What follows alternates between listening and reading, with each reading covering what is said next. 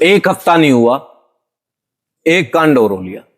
ठीक, अब अपने पड़ोस में एक गांव है, कौन सा, सिरसा।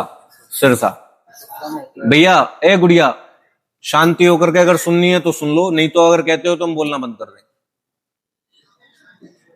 वहां एक बिटिया जल करके उसने अपना शरीर पूरा कर लिया। अब बहुत लोग कह रहे हैं दहेज के लिए पति ने मार दी, और बहुत लोग कह रहे हैं कि लड़की ने खुद आत्महत्या कर ली। अब वो मारी है या मरी है वो अलग मैटर है ना, वो तो दो आदमी जान सकते हैं, और तीसरा जानते हो महाराज, दो तीन लोग का नात बैठा, उसके अलावा चौथा कोई आदमी नहीं जानता। ठीक है, या तो मरने वाली जानती है, या मारने वाला जानता है, या वो तीन लोग का नात बैठा है कि वो अपने आप मरी है, मारी है, वो अलग मैटर है। लेकिन मुख्य मैटर क्या है? मुख्य बात ये है, घर का क्लेश, घर का क्लेश, अमर्यादा, अमर्यादा। लड़की का पक्ष जाना, लड़की वालों का सुना, तो उन्होंने कहा कि दहेज के लोभी थे, दहेज के लिए बेटी को जला के मार दिया। पति मारपीट करता था रात दिन, उसके साथ अभद्र व्यवहार रखता था। परिवार का कुछ वीडियोस वगैरह भी देखने को आप लोगों को मिली होंगी कि उसमें वो वाकई में मारपीट कर रहा है, और वाकई में उनके घर में बहुत ज्यादा कलेश, हाथापाई तक उतारू हो गया। और उनको देखने के बाद अगर कोई इंसान देखे तो लगता है कि हाँ वाकई में वो आत्महत्या नहीं है, मारी गई है, मर्डर है।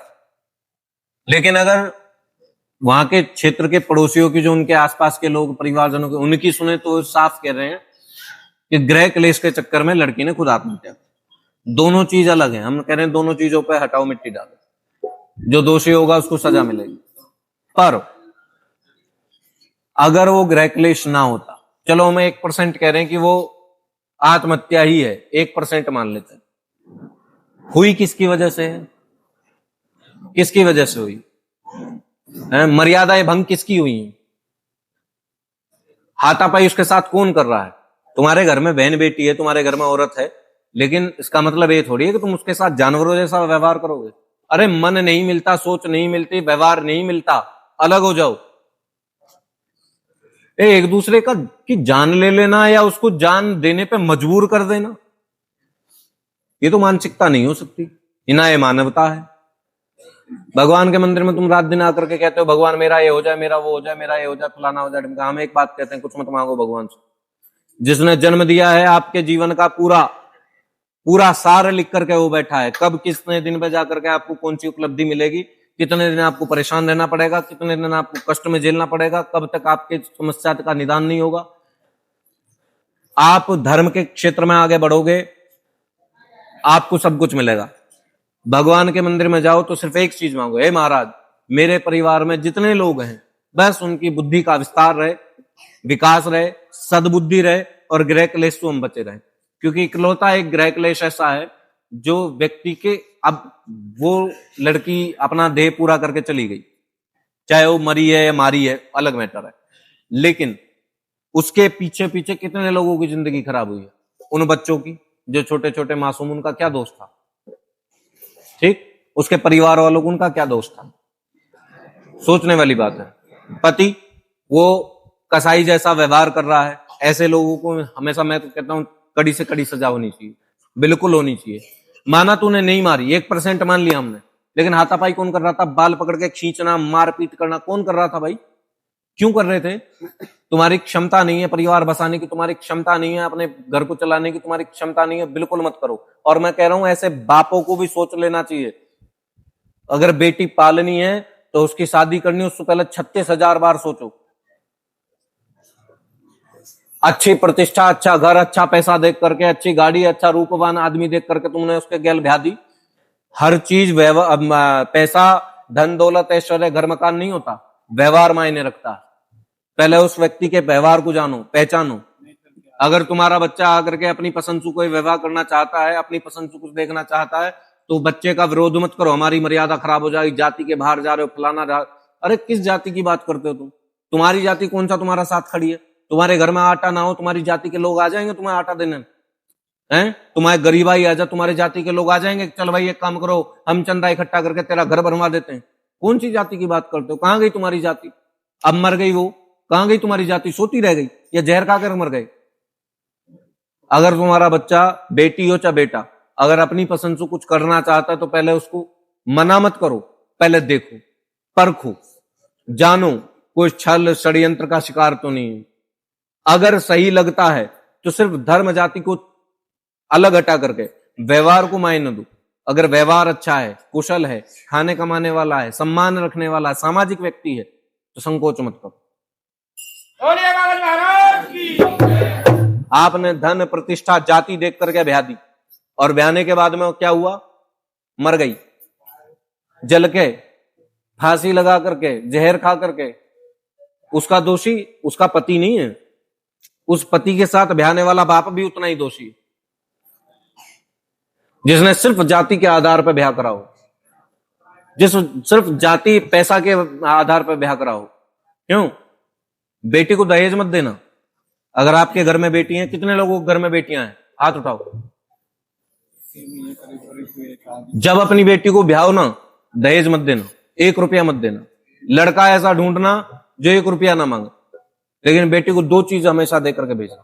पहला, अगर तेरा पति तेरे ऊपर किसी भी प्रकार का अभद्र व्यवहार करता, मारपीट हाथापाई करता है, मारपीट हाथापाई करता है, बाल नोचता है, या किसी प्रकार की अमर्यादित घटनाएं तुम्हारे साथ करता है, या तुम्हारे अतिरिक्त किसी अन्य महिला के संयुक्त में रह करके उससे संदर्भित होकर के तुम्हें आकर के पीड़ा पहुंचाता है, ऐसे व्यक्ति को तुम्हारे अनुरूप, तुम्हारे हाथों से जो सजा दी जा सके, क्षण मत लगाना। सजा दे करके जेल चले जाना, कोई आपत्ति वाली बात।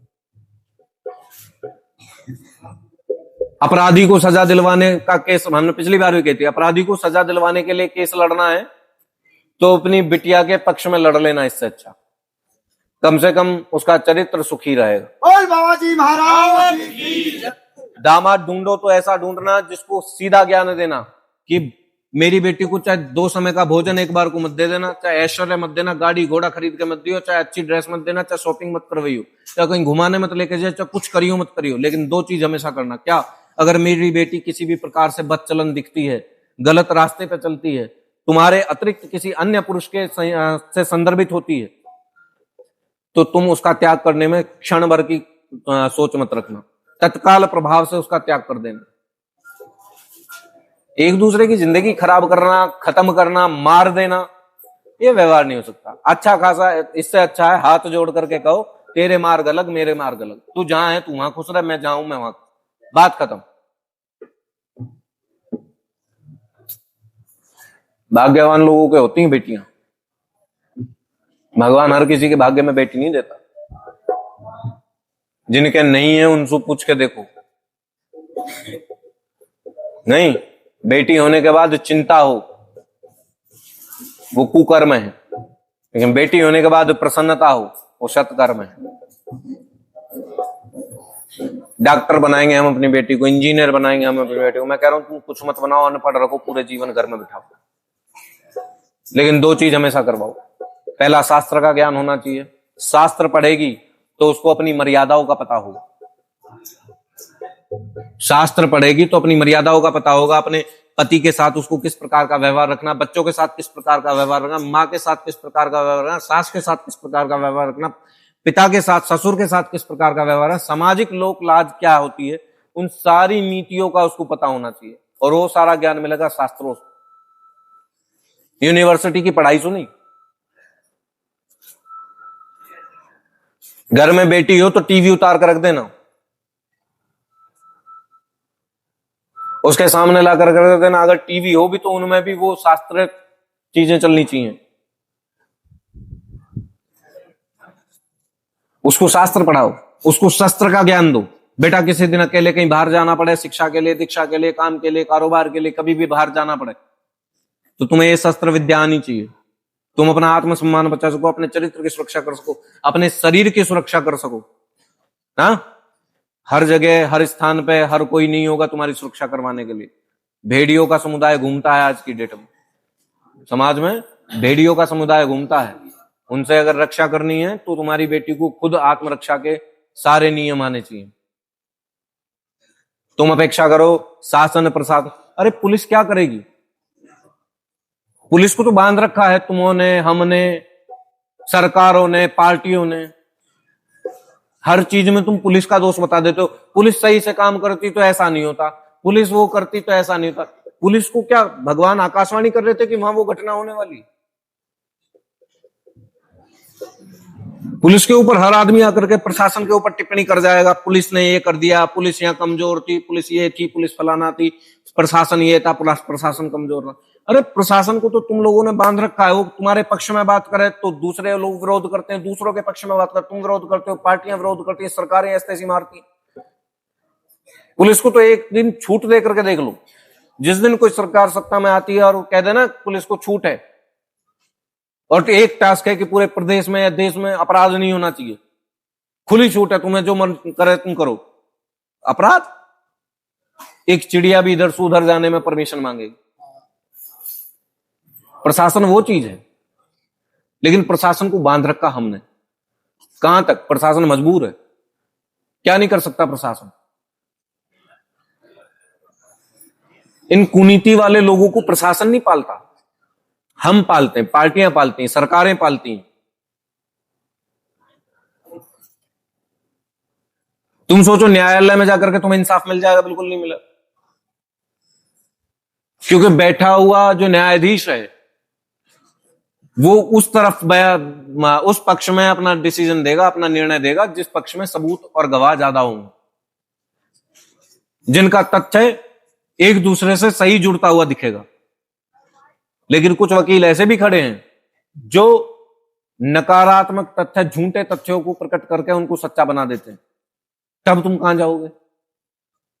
क्या करोगे? बताओ ना। हरियाणा वाला कांड हुआ, एक मुश्किल से 10-12 दिन हो गए हैं शायद, ठीक, भूल पड़ गई, अब दूसरा कांड हो गया, लोग इसके पीछे लग गए। एक हफ्ते में कोई और कहानी आ जाएगी, फिर इसको भी भूल जाएंगे।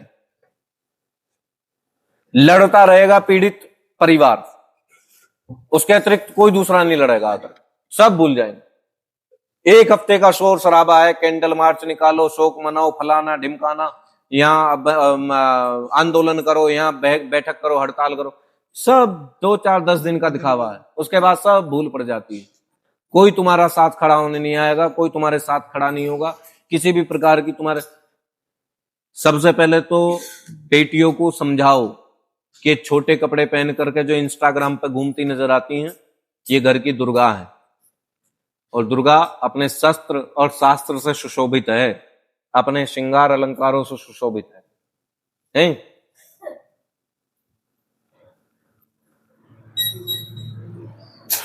तुम कोई मुजरे वाली नहीं हो कि 4 लाइक और 10 व्यूज के लिए तुम अपने शरीर का अंग प्रदर्शन करोगे। और अगर तुम्हें उसमें आनंद आता है कि लोग तुमसे प्रभावित हों, तो फिर तुम्हारी मानसिकता उसी प्रकार की है। लेकिन अगर तुम चाहते हो कि लोग तुम्हें सम्मान से देखें, तो लोग सम्मान से नहीं देखेंगे। लोग सम्मान से तुम्हें जब भी देखेंगे जब तन ढका अलंकारों से शोभित हो। लोग तुम्हें सम्मान से तभी देखेंगे जब तुम्हें शास्त्र और शस्त्र की नीति आती हो। लोग तुम्हें सम्मान से तभी देखेंगे जब तुम समाज हित, देश हित और लोक हित के अंतर्गत चल रहे होगे। लोग सम्मान से तभी देखेंगे जब तुम मर्यादा में होगे, और मर्यादा सिर्फ महिलाओं के लिए नहीं, पुरुषों के लिए भी है। मर्यादित पुरुष भी है, पुरुषों को भी अपनी मर्यादाओं की जागृति करने की जरूरत है। अपने बेटों को भी समझाओ कि हर महिला खेलने का सामान नहीं है। घर में बेटा पैदा हो तो उसको बचपन से आचरण देना शुरू करो कि महिला कोई खिलौना नहीं है। सोचने वाली, मानसिकता वाली कहानी।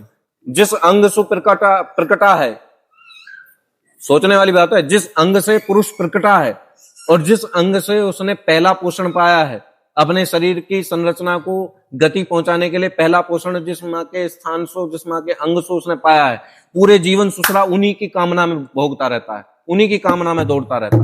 बोल बाबा जी महाराज।